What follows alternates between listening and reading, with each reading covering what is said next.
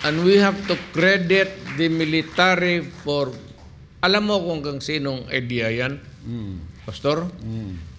Well, aside from him, maybe with the other top echelons of the armed forces, si General Esperon, yung national, Security Advisor. Yun siya. And he discussed it earlier. I remember, early on doon sa pagka-presidente ko. And he was able really to fabricate a structure and continued with his dream into reality.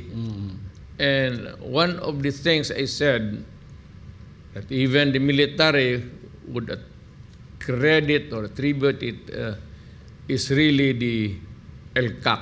Yes. Kaya yun ang ayun ang hindi nila nasilip. Hindi man masisiguro, they never gave the Vice President a chance to explain. Well, bubutit naman, hayaan mo kay kung saan nila ibigay ang trabaho na yan.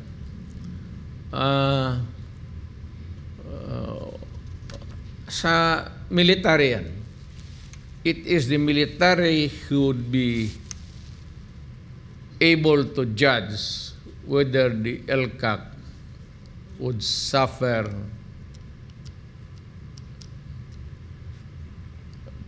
buwagin or forgo with the program or whatever. Ang military nakaalam niyan.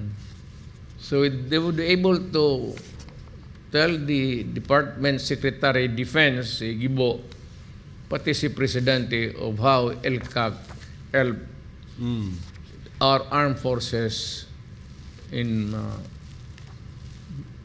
minimizing or talagang reduce them to